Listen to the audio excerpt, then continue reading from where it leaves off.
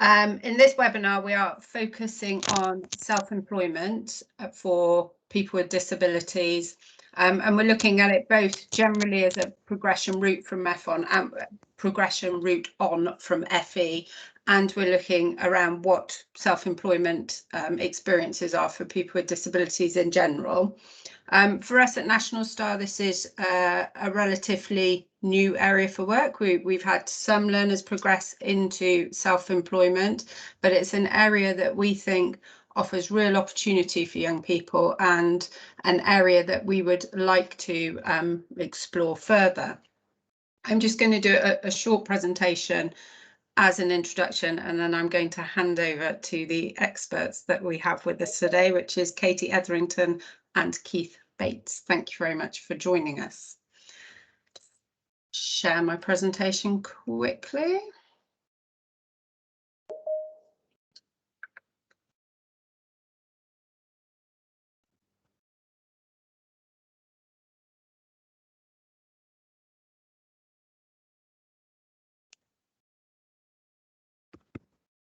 Okay.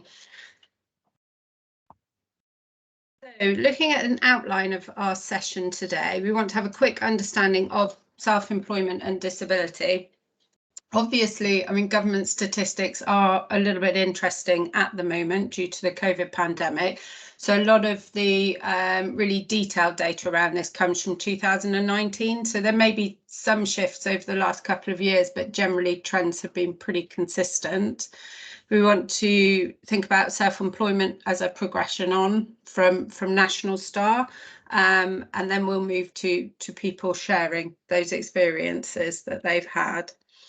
Looking at the labour force survey, it shows that disabled people are more likely to be self-employed than non-disabled people.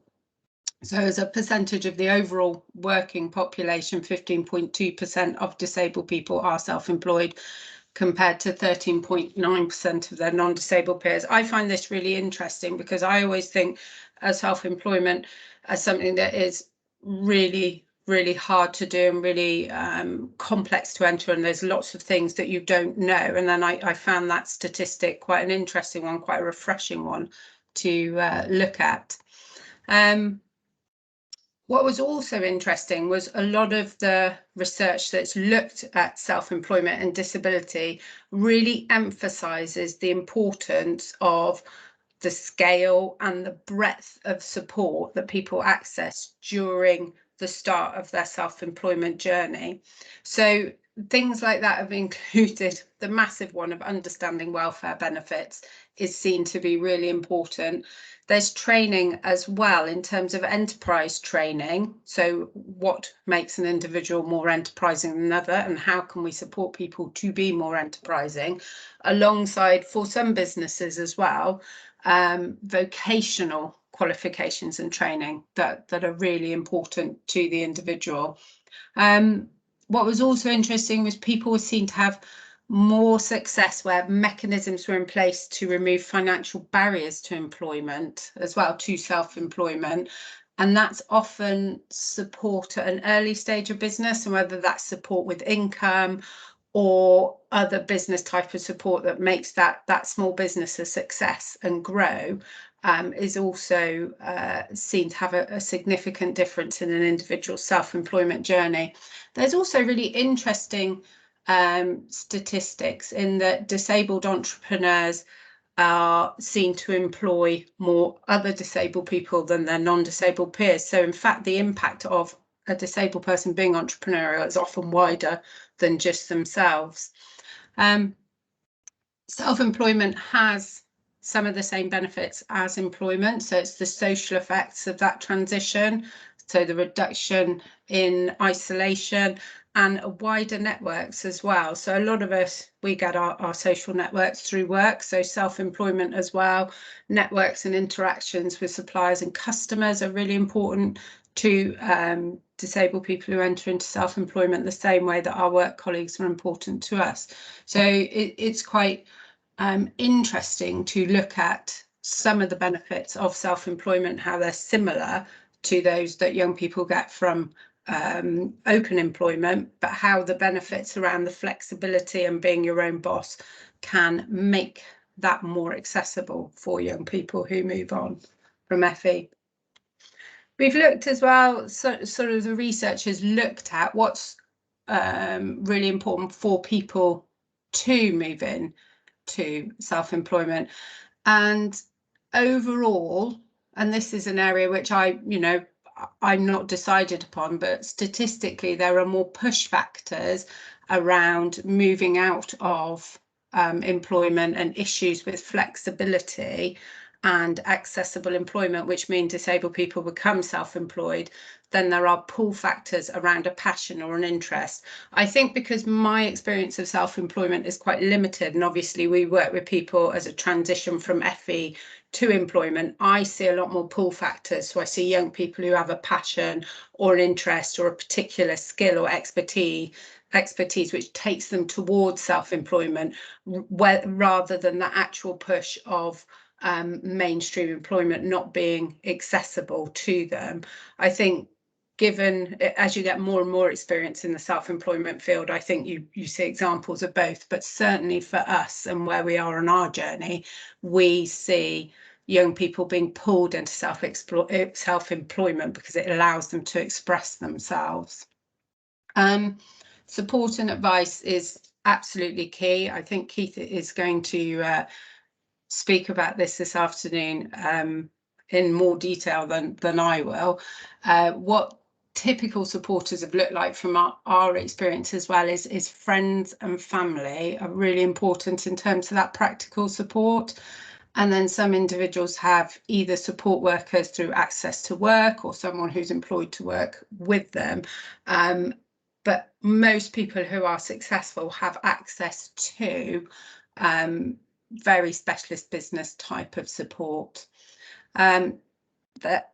The type of business assistant varies. It can be anything from accountancy to marketing to helping with ideas, and that I think is really key in terms of making it successful for young people. Just looking at the experiences we've had at STAR, as I've said, we're at the beginning of this journey, and I think COVID-19 has changed the way in which we work with young people, and it's certainly changed the labour market that young people are moving into. So it's a really good time to reflect on those experiences and think about how this type of work can be built on and improved and more clearly informed, so that we can support people in the right way who want to move into self-employment. What we found is several individuals have chosen businesses that they were really passionate and successful at.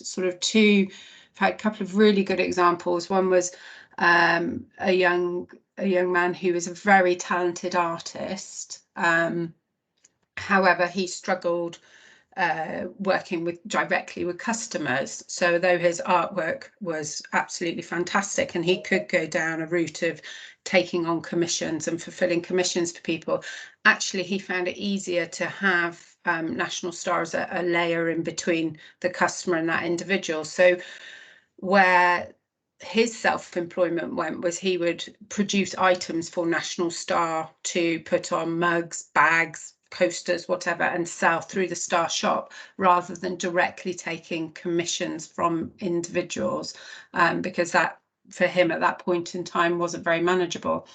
Although he progressed on from National Star and did this for several months, I was recently chatting to his job coach who said she'd met him, and actually given the confidence he got from running his business and working back with National Star, he'd actually applied for a job and was now doing part-time paid employment as well as his self-employment, and it found a really nice balance that allowed him to take advantage of his expertise and still have them as a hobby, but be able to generate an income from them and paid employment as well. Another young person who actually started their own business during the first lockdown whilst they were working from home, and they were doing their college work at home, and they'd previously created wax melts to sell in the Star shop. And this was something that they carried on doing at home, and then in partnership with their parents, set up a Facebook group, a Facebook shop to sell their wax melts as part of their college course as well. This learner's moved on from National Star now, and we still stock her wax melts in National Star shops, and she still has her Facebook shop as well. So these are all incidences which are building up now, which show how young people can make that transition into self-employment, and how it offers an opportunity to follow a particular line of work which is interesting to them. I'm going to stop sharing now, and I'm going to hand over to the first of our guests who have joined us, which is Katy Etherington. She is an ex-National Star College learner who has a really interesting journey to share with us, which is her journey moving from education into open employment and then into self-employment. She also has the best presentations in the world, so I will hand over to her now. Thank you. Hi everyone, I'm Katy, and this is my journey to being self-employed.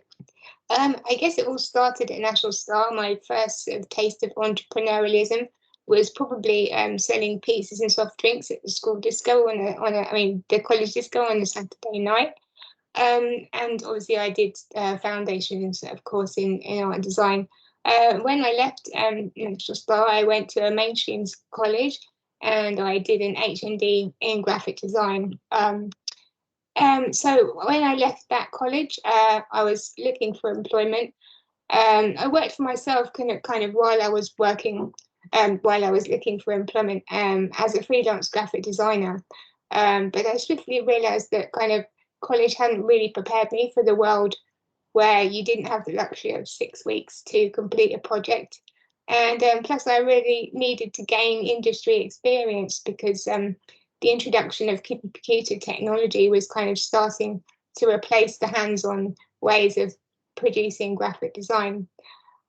So there we go. I started looking for a job. I didn't have any support with finding one, other than from Access to Work, who had a completely different idea of what was appropriate for my qualifications and my skill set. So I persevered by myself, and after 2 years of searching, applying, attending interviews, I was eventually offered a job, which I have to admit was the happiest day of my life. The first few weeks of once I commenced employment were terrifying, but my colleagues were fantastic teachers, and things gradually got less scary. And my boss was very accommodating, and we eventually moved to new premises, and he ensured that I had total access around the offices, and he even put in ceiling hoists so that I could go to the loo at lunchtime, which was really, really useful. So 12 years at Frasers taught me a lot about my creative abilities, business, dealing with clients. And yeah, it was an amazing experience.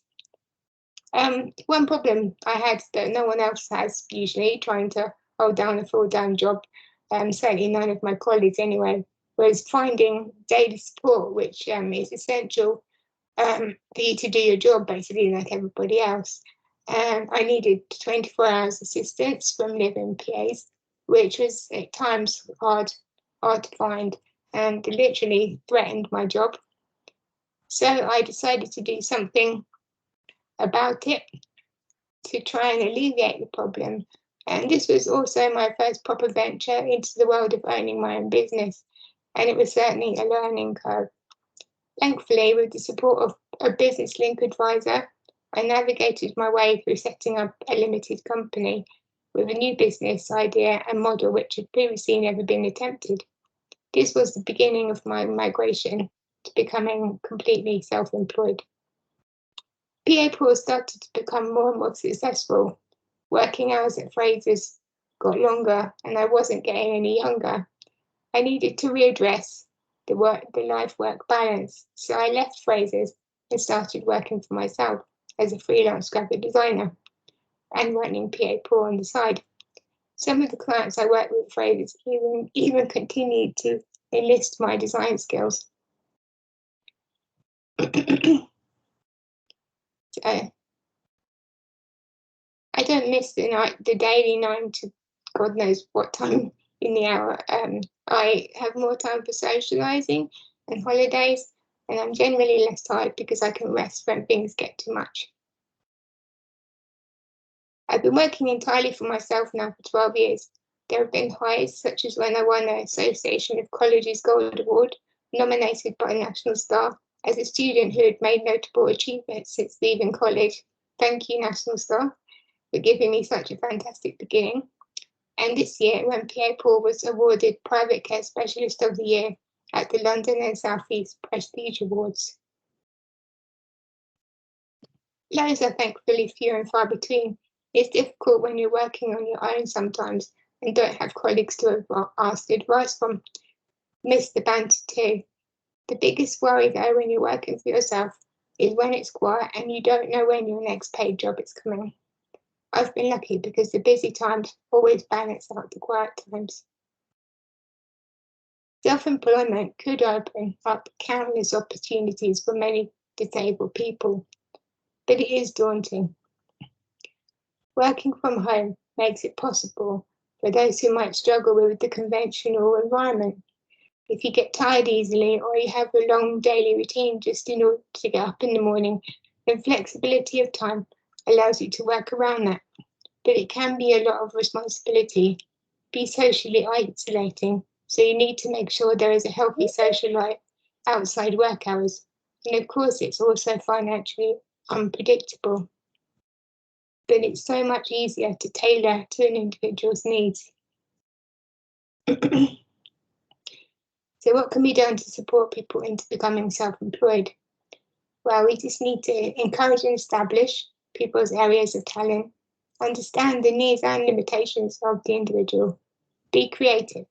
Being self-employed offers freedom and flexibility to get around issues which would normally be insurmountable in employment.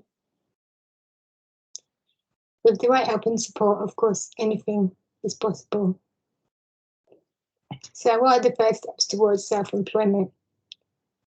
Well, we start by choosing a business, picking something you're good at or passionate about. Could be a product or a service, and as big or small as you feel the individual can handle or manage. That's the beauty of working for yourself. You can decide. Sometimes it's useful to get experience, like in my case.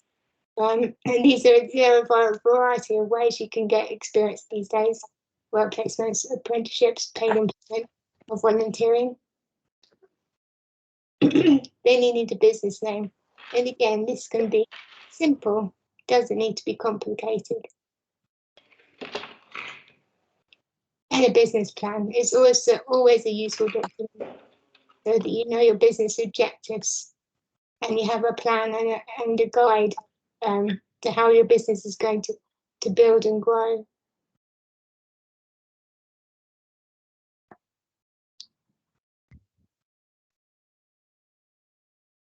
And you can get support from education professionals, business advisors, family and friends, and access to work. There's a lot of support out there, so just need to harness that. And then we register the business, be it a sole trader, so if you're just working for yourself, or a limited company if you want to be a bit bigger, expand, employ other people.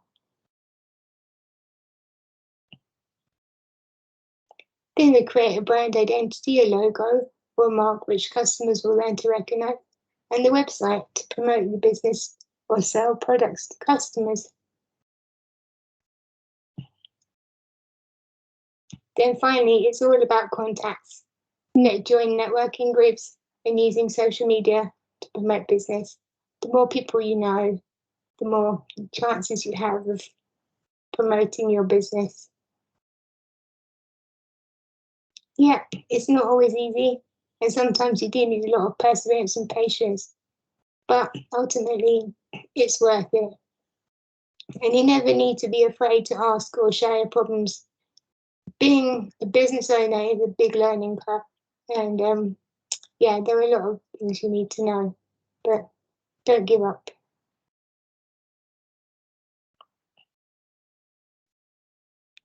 Thank you for listening to me today. I hope I've given you some useful information.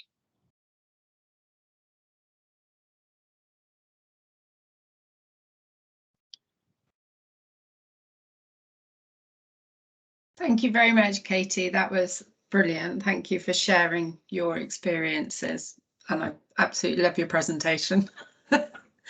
I think if we can hand over to Keith now, who has a lifetime of experience in self-employment and can hopefully guide us through some different types of self-employment and what support looks like in terms of self-employment. Thank you.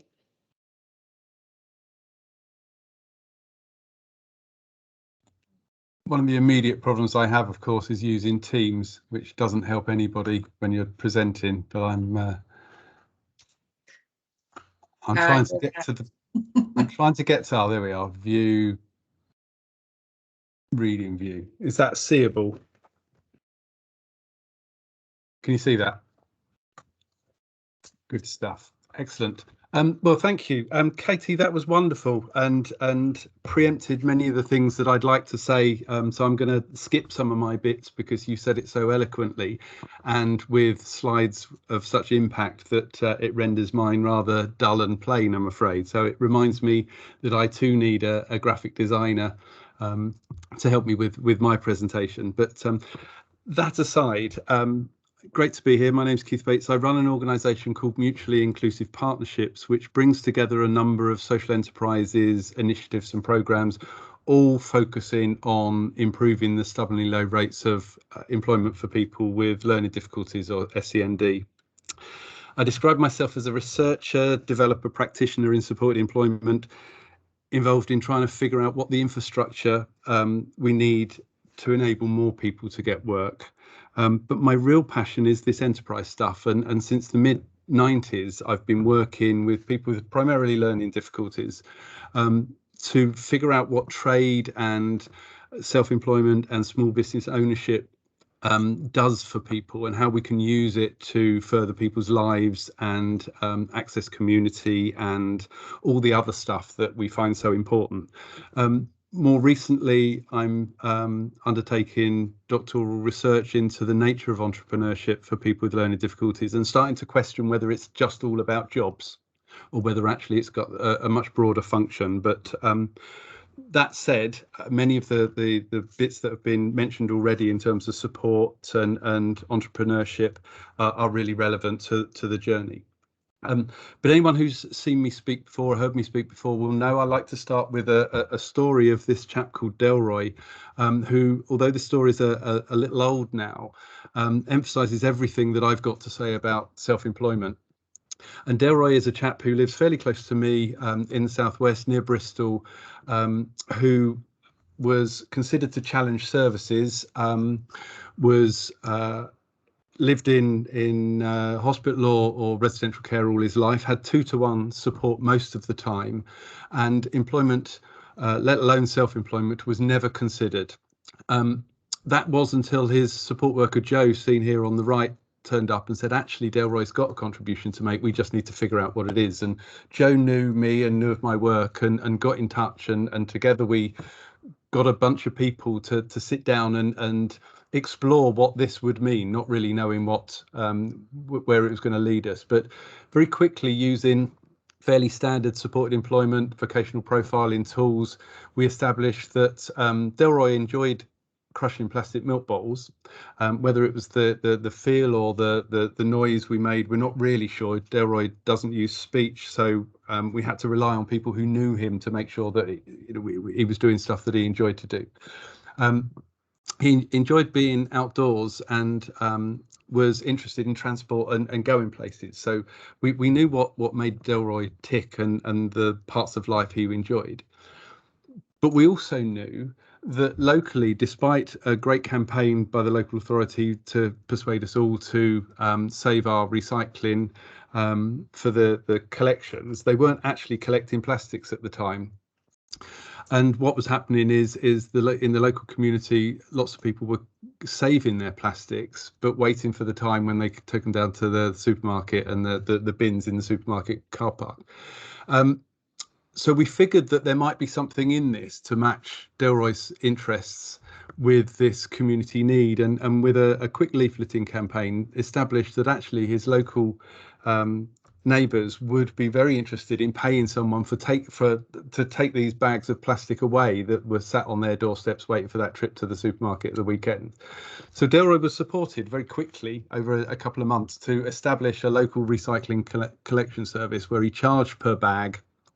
Importantly, he solved this local headache, and I'm going to come back to that a few times today, and benefited from the establishment of this business, which effectively used all the existing supports. He already had support, he already had transport, to enable him to set up as a self-employed service provider. And really subtly, this changed his relationship with his community. So Delroy was now at last delivering services rather than taking services, and he was seen differently, and he was a very sociable chap, so he enjoyed meeting his neighbours, and they got to know him in a very different light and started to challenge some of those assumptions about what he could and couldn't do. What was really neat about Delroy's story is that it carried on with Joe by his side and championing the cause, fighting off risk assessments and managerial concerns and all the rest of it that his service provider possibly quite rightly was raising. She steered Delroy through this business development.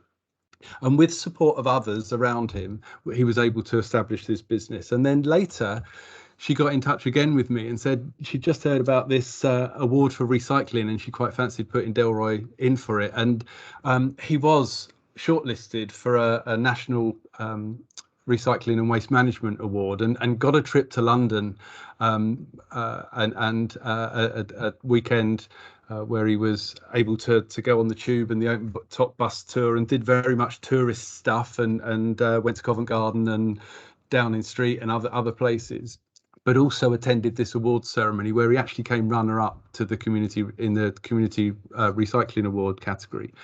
And I liked this slide particularly because it really shows the transformatory power of enterprise, and the Delroy on the left there isn't the same Delroy as we see on the right. And I liked that, especially since Delroy was someone for whom employment, let alone self-employment, was never considered a possibility if it hadn't been for really strong and creative support. So today there's a couple of points I want to get across.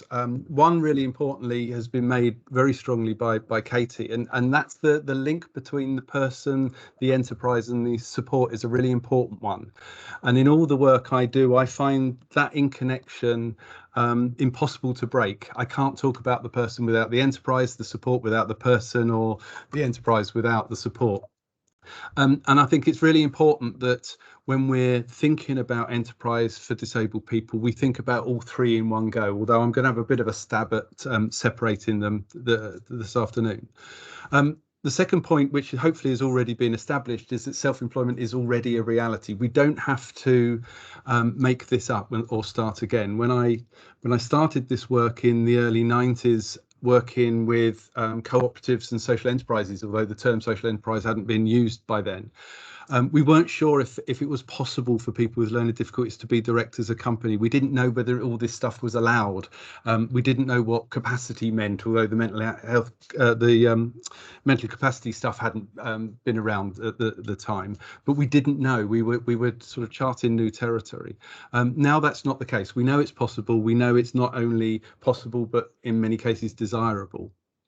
The third point is that I think we need to challenge some of the conventions that surround entrepreneurship and business development. And I think some of our work, working with people with learning difficulties, SEND and disability more widely, invites those challenges anyway. So the point about self-employment already being a reality, these are just some of the people that I've worked with over the years, a fairly wide range of enterprise sectors. There's a bit of a lean in towards craft and gardening and catering in there, the keen eye of you will have spotted. I make no apologies for that, but that is where people have chosen to establish their businesses, and we can explore a little bit more whether that's a good thing or not. As I think the important thing for us is to make sure that we are not part, as supporters, we are not part of the restriction if people are moving more widely into different areas. But nonetheless, self-employment is very much a reality in this day and age. So the first thing I get asked quite a lot of the time when I'm working with groups, I primarily work in the supported employment sector, as I've mentioned, but the first thing I get asked is, how do we know who's the entrepreneur? How do we spot these people? And this is always a really teasy one, because the reason I show Delroy's story to begin with is I've never been able to answer this. I don't know how to spot an entrepreneur. All I know is that, generally speaking, we would get it wrong if we started to try. However, what we do know, and Katy mentioned this earlier on, is that the starting point for many self-employed people is a salaried position where you get to learn the sector and understand how it works. You develop the networks, and at some point you take a leap, maybe nicking a pile of photocopy paper on the way.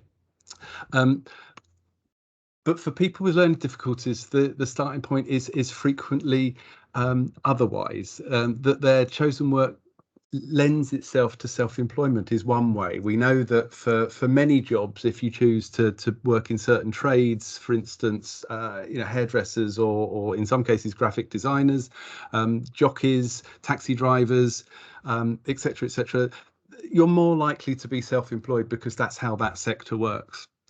The second group is that for some people, they don't really care what it is they do as long as they're in charge. And whilst we don't get many people coming to us with that as their starting point, it does happen. And this whole idea, I think, is interesting about push and pull tendencies and motivations for self-employment.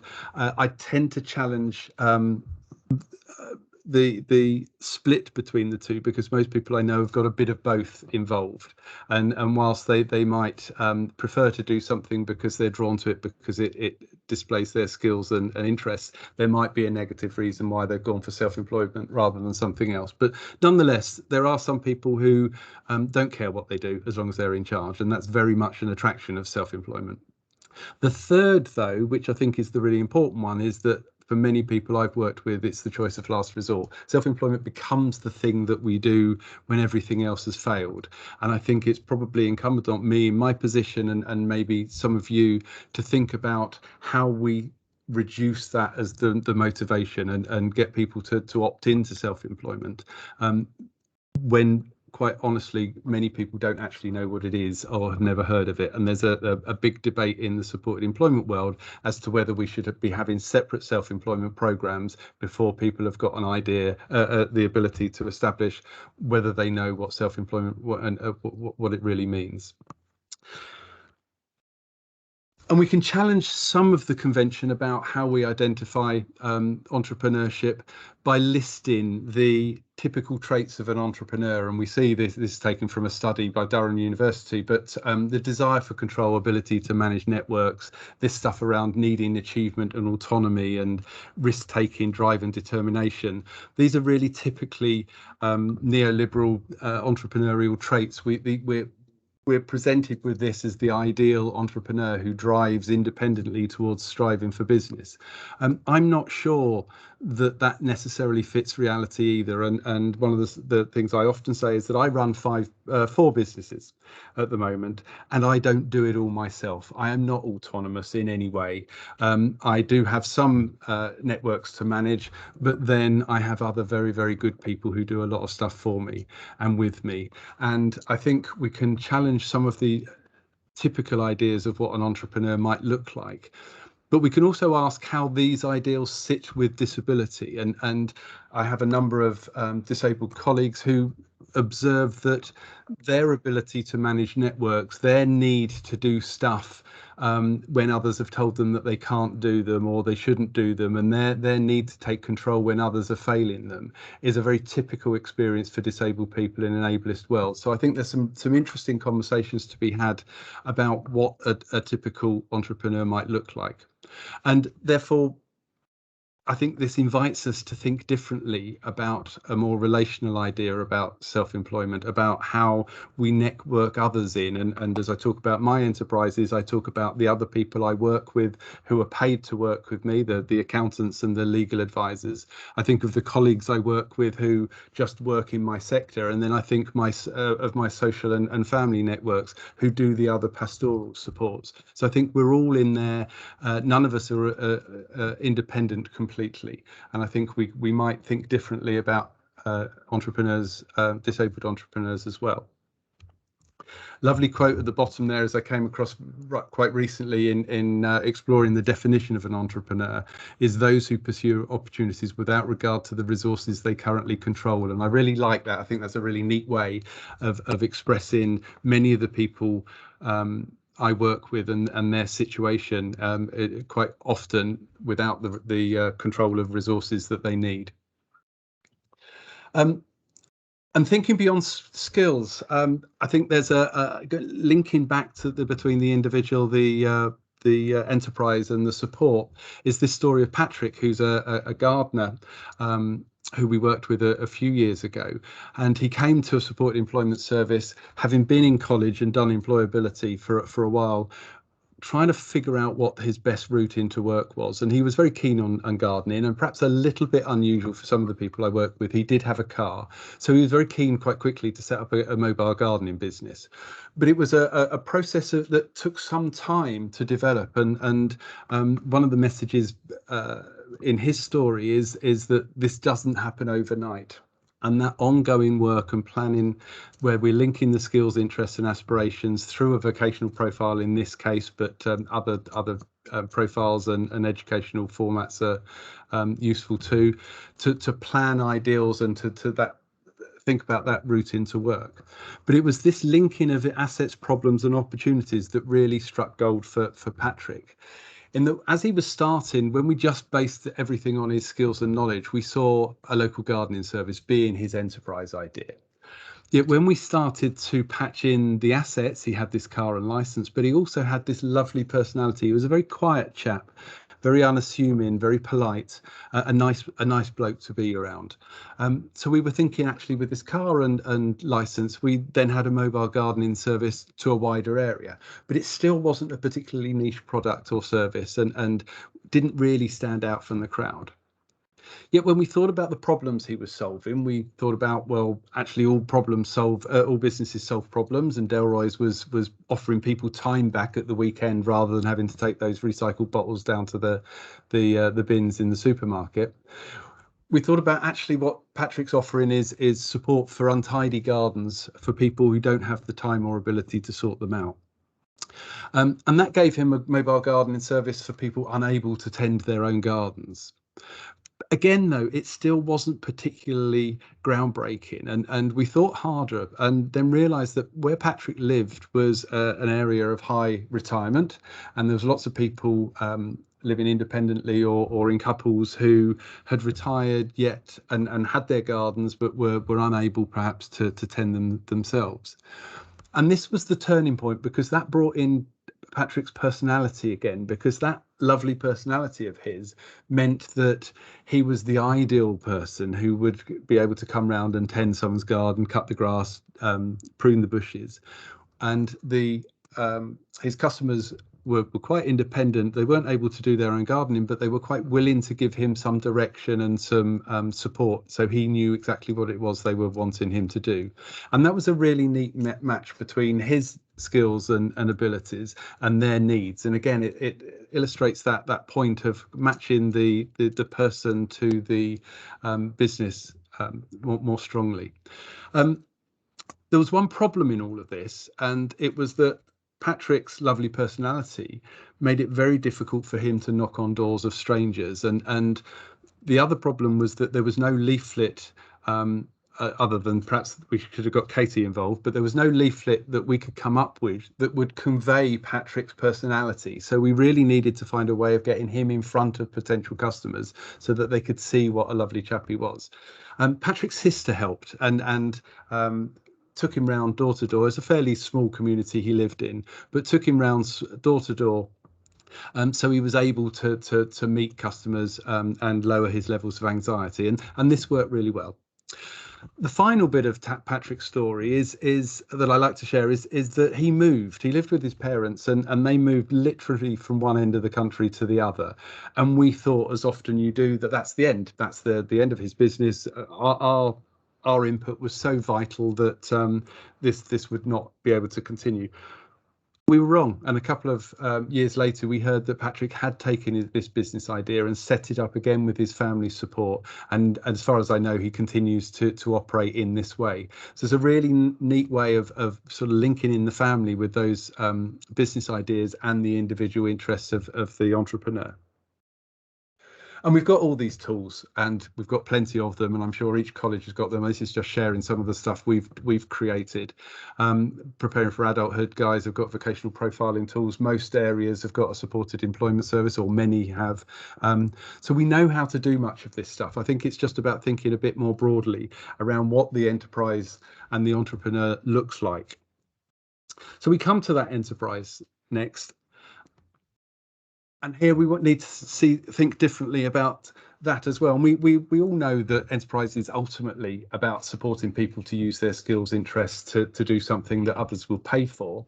And we also probably, at least intuitively, know that we might need to do something different with it. So in Patrick's case, it was that search for something, an edge over the other garden services. And often this is about making something cheaper or quicker or nicer or more convenient. And at the moment, the big agenda item is the climate change. So there's lots of green initiatives, or others are looking at other ethical approaches. You can go down the organic route, etc., etc. But I think part of our role is to help entrepreneurs think more widely about that map between their skills and interests and the products and services that they offer.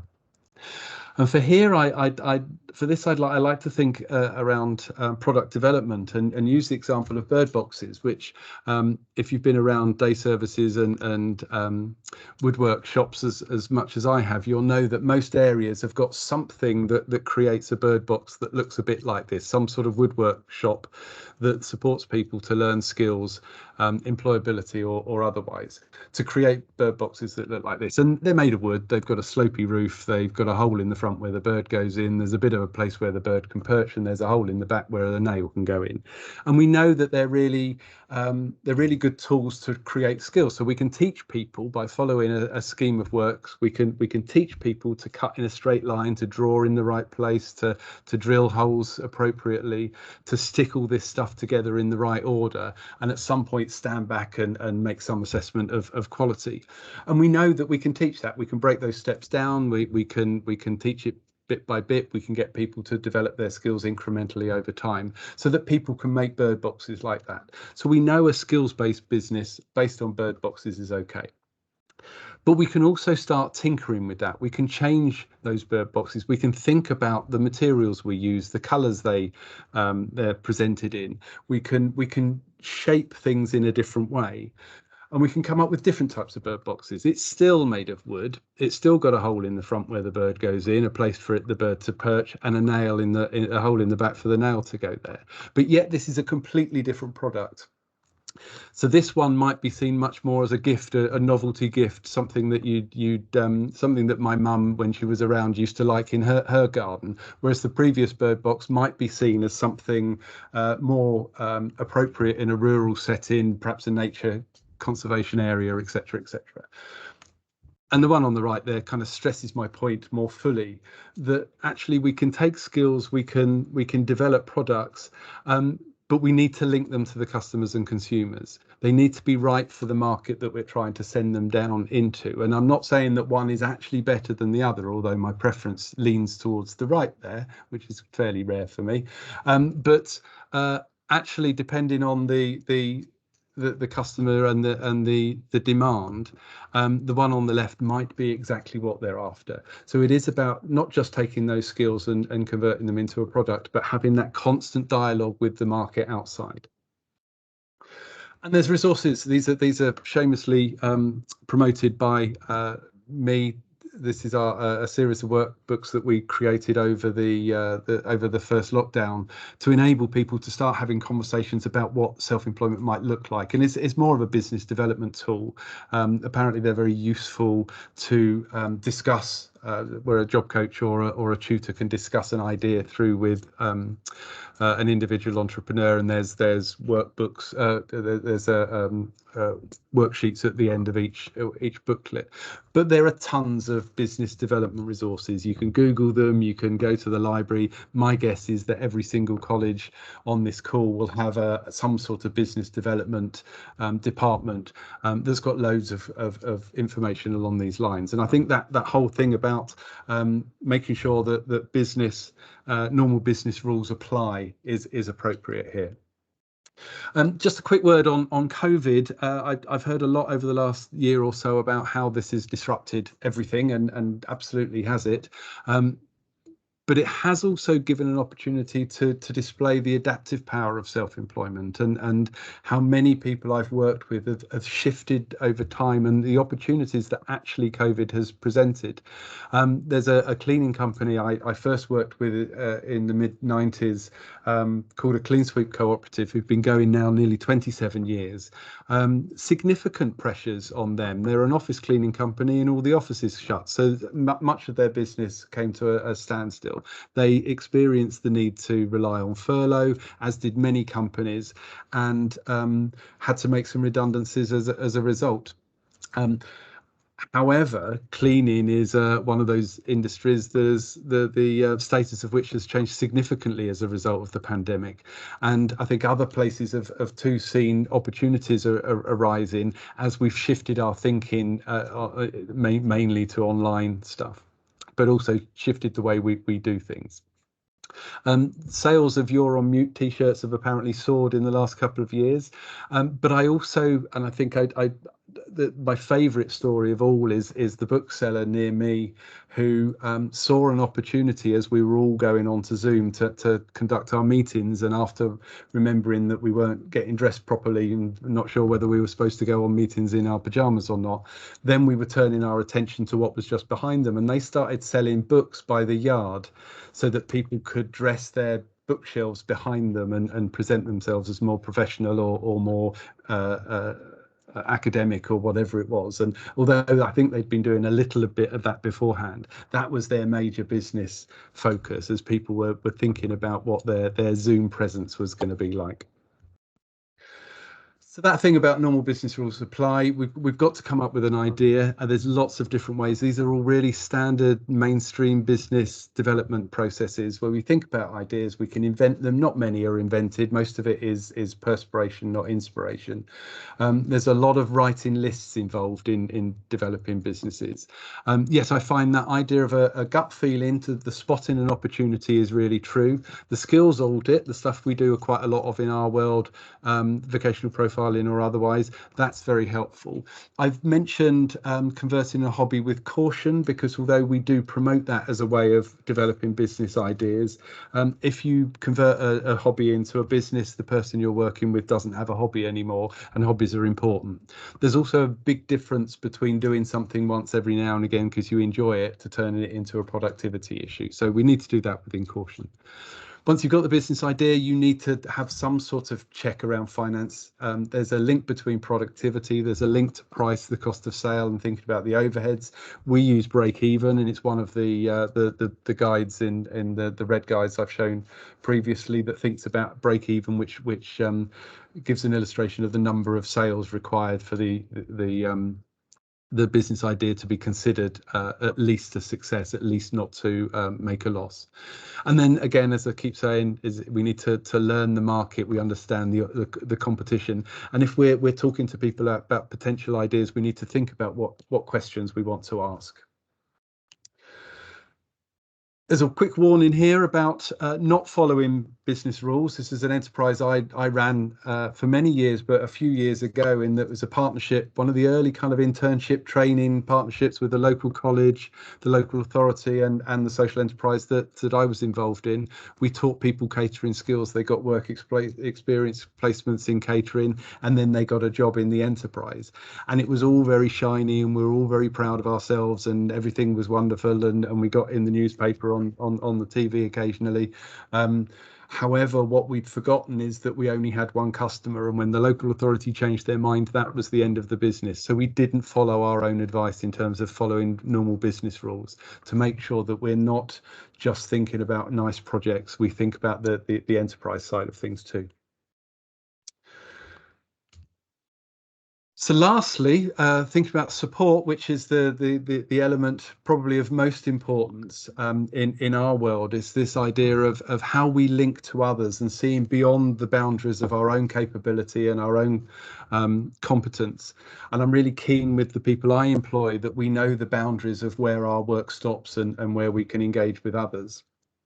Not only so we can invite the appropriate skills and interests, but also so we can ensure the sustainability and continuity of support.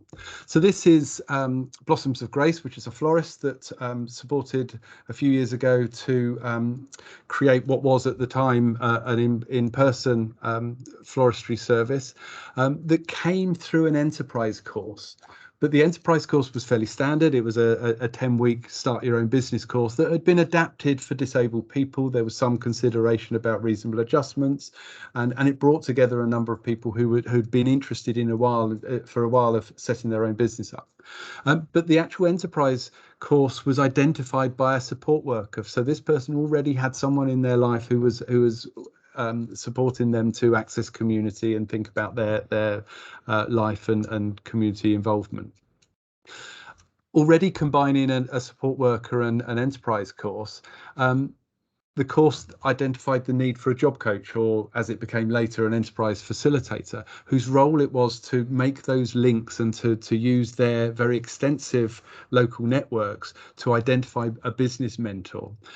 So the importance here was not only that there was an idea that could be created, but there was some sort of way of developing that idea. And I talk a lot about the need for sector specific support. So if we're supporting someone to be a florist, then actually we need someone to know a little bit about that to help us, sometimes only in the early stages to develop the proposition in the first place. Other times it's an ongoing support needs, but linking that job coach who could support the actual development of in-work skills with a business mentor who had that broader picture of what that sector looked like replaces some of that thing that is lacking if you haven't been through the sector yourself for a number of times. And if you remember, I was saying, and Katie was saying, the benefits of working in a salaried position initially isn't always available to some of the people we work with. Family, of course, are hugely important, and in Blossom of Grace's example, having family members who themselves had run businesses in the past was of great advantage, but also enabled support to set up admin systems and invoice templates and those sort of day-to-day things that enabled the enterprise to take off. Another example of how the business has adapted through COVID is that most of this stuff is being put online now, and with Facebook page and website, and many of the sales are online. Again, significantly impacted by COVID, and one of I think one of my reflections on this stuff is that if we're foregrounding enterprise, then enterprise needs to survive in the same way as other enterprises. There is no hiding from the fact that there is risk involved. We can manage that risk, we can reduce that risk, but we would unlikely remove it altogether. But then I don't think we've got a guaranteed job for life these days anyway. So I think that the idea of taking more control that Katie was talking about is still really relevant, and we need to manage that and support people through that process. Touched upon the importance of family is absolutely vital, and most of those enterprises that I showed in the early slides have some sort of family support. We know with Patrick it was his sister helping him gain new sales. Gemma on the top left there is a talented drummer who offers drumming workshops to day services, schools and colleges. But it was an idea that emerged out of her need to have physiotherapy for a bad arm. That started the idea in the first place. Her mum was a musician, so rather than standard, rather tame physiotherapy, her mum gave her a drum. Turned out that Gemma was a really talented drummer, but also she had a personality that could hold a room. She was bright and vibrant and somewhat fearless, and so was able to present to large groups of people. So they created this drumming workshop idea, and she could put on workshops, in some cases making and developing the percussion instruments, and then putting on performances. In another case, taking this kit. But there's quite a lot of kit, and that needs moving around. Mum also had a van, so with access to work support, they were able to pay Mum to help her shift the gear around and run the workshops in that way. Down the bottom, we've got John and John, who were two lads who went through catering on a catering course and came out with a real interest in catering. They initially set up with the support of their families. They set up a soups and smoothies business, which later morphed into a community cafe, and they continue to work in that and employ other people as well. So one of the things that Katie mentioned about setting up as a limited company if you want to employ people, and I think Davina mentioned the increased likelihood of disabled people employing other disabled people is relevant for them. Up the top there's a guy called David. It's his woodwork products. He makes them and sells them on a sale or return basis in a local shop, but it's his parents established a woodwork shed converted studio in his garden to give him the space. He had the ability already. They gave him access to the resource to convert that ability into products. Really, really important family work. Lastly, I think circles of support. This is Robin Meader, who's a local in Somerset graphic designer and graphic facilitator rather, and conference artist, who offers services to conference facilitators and others like the NHS and local colleges, etc., and creates these wonderful pieces of artwork that capture the key messages, either documents or conference proceedings. Now, Robin has a more formal circle of support that identifies the need he has for support. So he has a PA using a personal budget that provides that support for him to run the business, to make decisions, to respond to inquiries, to invoice, etc., etc. But he also has this support circle that focuses on the support for the business, in that every business needs to talk to the tax man, every business needs to have some sort of insurance and some sort of marketing. And that sector-specific support I mentioned, where he needs graphics facilitation, creative mentoring. I'm aware of the time, so I'm going to rush through these. We know that there's many ways to generate enterprise ideas. We need to use them. We need to balance enterprise and personal aims. It's not just about money, but we see shifts in well-being, personal circumstances and community engagement as really important aspects. Therefore, we need to think about what success is and who defines it. We need to involve others, and we need to support the person and the enterprise. And the point I share with Katie is we need to be creative. I'm going to hand back to Davina. Thank you. And sorry I took so long. That's no problem, Keith. It was really, really informative. Thank you so much for that. I am really aware of the time. I know that Keith, Katie and myself discussed that we are likely to overrun, so we're happy to stay on and answer questions now. Matt Roberts, who's organising this webinar from National Star, has just messaged me to say he's going to put his email in the chat. So if anybody does need to get off, but you have a question to ask, please do email Matt and he will make sure it gets to Keith, Katie and myself. I certainly found that really interesting. As I said, you know, at National Star, we are at the beginning of this journey and just taking our time to understand the experiences that others have had already. You know, I have a host of questions which I think would be really interesting. Certainly, I am interested in the business support. So I think as colleges, we're all quite geared up in terms of supporting the individual, but I think it's that planning around how to support the business as well as the individual, which was so fascinating, with what Keith was saying, and Katy has reinforced as well, in terms of the business skills that you need to bring into your business or enterprise, whatever it may be, to facilitate that. That's something I think we will pick up on. But does anybody have any questions that they would like to put to Keith and Katy, especially at this point in time? Feel free to just unmute yourself and shout out.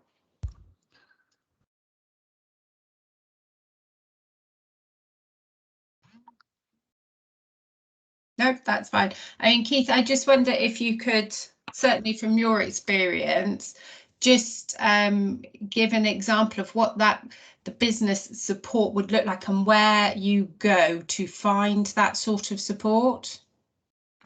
Yeah, I mean, the answer to the first bit, what it looks like is always going to be it depends. The answer to the second bit is it depends. So we've done an awful lot of work with business mentors and, you know, retired guys who want to put a bit back into the community and whether they can be utilised. I really like that idea. We have to do and have had to do some disability awareness stuff before. I remember working with some I can't remember if they were linked to Prince's Trust or something along those lines, but you know, the business mentor schemes, but they didn't get the idea that there would be a support worker there as well. They didn't get the idea that they might have to say something more than once. They didn't get the idea that sometimes we're talking about very small enterprises, and there's a bit of a tension. And when I talk about challenging convention, I think we need to think differently about what success looks like, because for one person that's, you know, a couple of hours a week. For another person it's completely coming off benefits and paying a mortgage, and I'm really reluctant to define that myself. But we do know that often the mainstream business support advice stuff comes with some assumptions about what would look good. I also touched upon the fact that when I went back to the early 90s, there was nothing around. There was no social enterprises. The term wasn't used. There was a few co-ops employing people, and a company called Clean Sweep was one of the first. Of course, the social enterprise world that was brought in over the last 15, 20 years has taught us that there are these unusual types of businesses. So there are advisors out there who are used to things that don't have just a single bottom line. So things that look at community impact, environmental impact, job creation, and that sort of stuff. So there are sources, but it all depends where you are and how good they are. But most local authorities have something called regeneration, economic development, skills, employability, or something that talks about supporting businesses. There's lots of not quite business link type organisations anymore, but Innovate UK is I work with them to think through some. So there's quite a lot of mainstream stuff. So we do need to do some education, but it's there. You just have to find it, I'm afraid. Yeah, that was interesting that you mentioned Business Link, because I think, Katy, that was where certainly setting up PA Pool, you drew a lot of support from what would be, I think it would be our local LEPs at this point in time. That's what Business Link has now morphed into. So I think that's quite an interesting notion, and one to build upon is the fact that actually it might be us as practitioners, as people who work with a wide range of people with disabilities, who go out and work with our local LEPs and organisations to help them understand how they can support people with disabilities more in the future, and that we have a role in being the bridge between the young people that we work with and sort of what are normally more mainstream type support organisations. There's always that thing in my world where, you know, half the time you're creating these wonderful, well, hopefully useful, bespoke bits and pieces, and the other time you're hassling the mainstream providers to do their job properly and be more inclusive. But we're all connected to.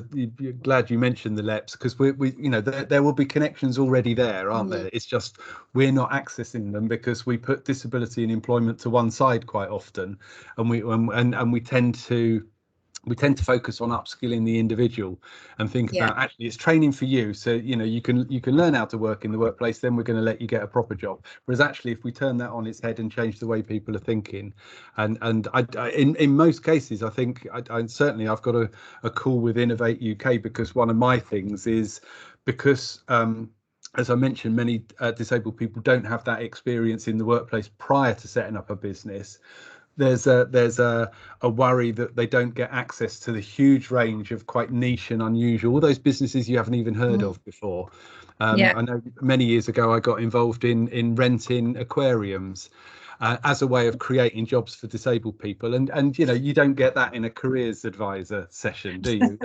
And so that whole idea, how can we do that? How can we help people be more innovative and link them to ideas that are quite economy focused, and that's going to be obviously on a postcode basis. Yeah. Oh, well, thank you very much. I'm going to draw the webinar to a close now. I think from some of the chat that I have received, certainly I think questions will be coming through to us over the next few days. So what we might do is find a way to answer those questions, and then maybe, I know, Matt, that we'll share this video on the Excellence Gateway. We might share any questions and answers that emerge from this as well on the Excellence Gateway, because I think that will be a good way to prompt sort of ongoing dialogue about the conversation. But if anybody does have any questions or anything that they want to raise, please do get in touch with Matt. He's put his email in the chat, and we can certainly follow up from there. Okay, thank you very much, everybody. Bye-bye.